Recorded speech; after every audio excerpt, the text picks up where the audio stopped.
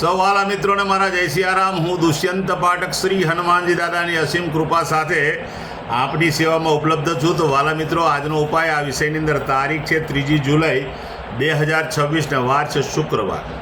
વાલા મિત્રો, આજનું પંચાંગની વાત કરીશ તો જ્યેષ્ઠ મહિનો કૃષ્ણ પક્ષ ચાલી રહ્યો છે. સાથે સાથે શ્રવણ નક્ષત્ર, વિષકુંભ યોગ, મકર રાશિનો ચંદ્ર અને મિથુન રાશિનો સૂર્ય.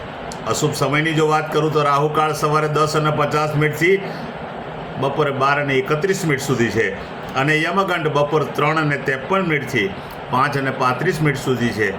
આ બંને સમય અશુભ સમય કહેવાય. અશુભ સમયની અંદર કોઈપણ પ્રકારનું શુભ કાર્ય, શુભ યાત્રા ન થાય. શુભ કાર્ય અને શુભ યાત્રા કરવા માટે કોઈ સારું ચોઘડિયું, કોઈ સારું મુહૂર્ત લેવું જોઈએ, જેમાં ઉત્તમ અભિજીત મુહૂર્તનો સમય બપોરે 12:04 12:58 મધ્ય છે. આ સમયની અંદર તમે કોઈપણ પ્રકારનું શુભ કાર્ય અને શુભ યાત્રા કરી શકો. વાલા મિત્રો, હવે વાત કરીશું આજના ઉપાયની. તો આજના ઉપાયની અંદર વહેલી સવારે સ્નાન કરવા બેસો. નાવાના પાણીની અંદર 3 ચમચી હળદર પધરાવી દો. પાણીમાં મિક્સ કરો. તે જ પાણીથી તમે નાહો. ચોખ્ખું પાણી ઉમેરી શકાય. સાબુ શેમ્પૂનો ઉપયોગ કરી શકાય. સ્નાન થઈ ગયા પછી તમારા અંડર ગાર્મેન્ટ્સમાં, બહારના કપડાની અંદર તમારે ભરપૂર અત્તર, સેન્ટ, સ્પ્રેનો ઉપયોગ કરવાનો છે. અને એમાં પણ જો ગુલાબનું અત્તર હોય તો બહુ જ ઉત્તમ પરિણામ મળે. તમારા જમણા હાથના અંગૂઠાની નીચે આ જે ગાદી છે, એ ગાદી ઉપર તમારે ગુલાબનું અત્તર લગાડવાનું. ડાબા હાથના અંગૂઠાથી રબ કરવાનું. બસ માત્ર આટલો ઉપાય. ત્યાર પછી સીધું સંધ્યાકાળે પશ્ચિમ દિશા તરફનું મુખ રાખવાનું. શ્રી હનુમાનજી દાદાને એક કાગભૂષણની રામાયણજીનો પાઠ, એક હનુમાન ચાલીસાનો પાઠ દાદાને અર્પણ કરવાનો. રાત્રે સૂતા પહેલા પોતાની જ પથારીમાં બેસવાનું. પલાઠી વળવાની. ઓમ કૃષ્ણાય વાસુદેવાય હરે પરમાત્મને પ્રણત ક્લેશનાશાય ગોવિંદાય નમો નમઃ. આ મંત્ર યથાશક્તિ જપવાનો. એનાથી આગળ આટલું કાર્ય કરો એટલે તમારો ઉપાય પરિપૂર્ણ થઈ જાય છે.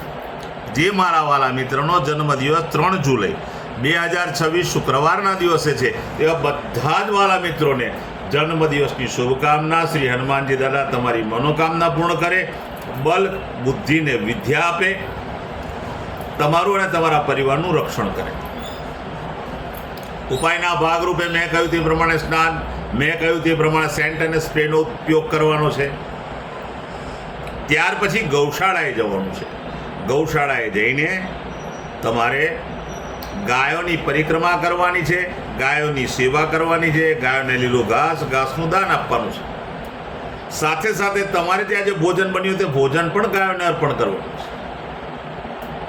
ગાયોના આશીર્વાદ મેળવવાના છે. ગાય એક તીર્થ છે. આશીર્વાદ મેળવ્યા પછી સંધ્યાકાળે કોઈ પણ મહાલક્ષ્મી માતાના મંદિરે જવાનું છે અને માતાજીને તમારે જલેબી ધરાવવાની છે.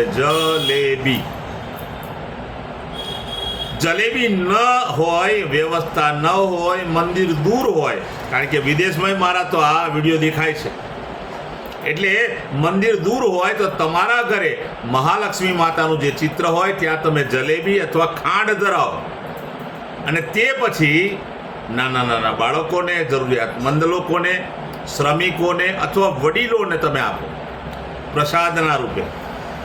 બીજી એક ખાસ વિનંતી કે કુંવારિકા હોય એને તમે શ્રૃંગારનો સામાન આપશો. બહુ જ ઉત્તમ ફળ પ્રાપ્ત થશે. ત્યાર પછી જેની મેરેજ એનિવર્સરી 3 જુલાઈ 2026 અને શુક્રવારના દિવસે છે, તેવા બધા જ વાલા મિત્રોએ સવારે સ્નાન કરવાનું, વડીલોના ચરણ સ્પર્શ કરવાના, આશીર્વાદ મેળવવાના, ગૌશાળાએ જવાનું. પતિ અને પત્નીએ ગાયોની પરિક્રમા કરવાની, ગાયોની સેવા કરવાની, ગાયોને લીલું ઘાસ, ઘાસનું દાન આપવાનું. સાથે સાથે ગાયોને પોતાના ઘરે જે બન્યું હોય તે ભોજન પણ ગાયોને અર્પણ કરવાનું, ગાયોના આશીર્વાદ મેળવવાના.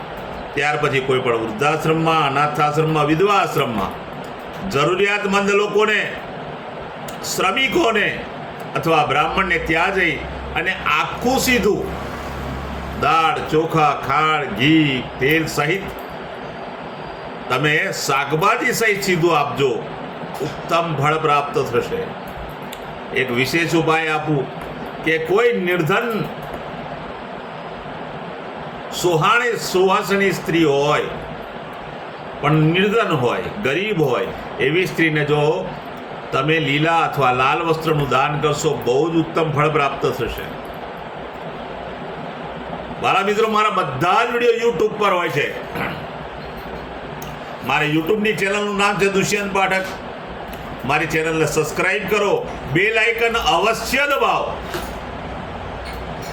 પ્રાર્થના કરું છું તમે બેલ આઇકન દબાયેલો હશે, હું નિયમિત એક વિડીયો મૂકું છું, તરત જ તમારા મોબાઈલ પર નોટિફિકેશન આવશે, તમે મારો વિડીયો જોઈ શકશો. એટલે પ્રાર્થના કરું છું, મારી ચેનલને સબસ્ક્રાઇબ કરો, બેલ આઇકન દબાવો. મારું ઇન્સ્ટાગ્રામ, મારું ફેસબુકનું પેજ, એનું નામ પણ દુષ્યંત પાઠક છે. તમે મારા પેજને લાઈક કરજો, ફોલો કરજો અને દરેક વિડીયોને શેર કરો. કોઈ સંઘર્ષમાં ફસાયેલા વ્યક્તિ સુધી આ વિડીયો પહોંચી જાય અને ભગવાનની કૃપાથી એ ઉપાય કરશે નિયમિત, તો એનું પણ ભગવાન સારું કરશે. હું એક વાત નિયમિત કહું છું કે એકવાર મારો વિડીયો જોવાથી કે એકવાર ઉપાય કરવાથી 24 કે 48 કલાકમાં પરિણામ નહીં મળે, કારણ કે આ કોઈ ચમત્કાર નથી. આ માત્ર શાસ્ત્ર સંમત વસ્તુઓ છે. નવા વિડીયોમાંથી ફરી મળીશું. જય સિયારામ.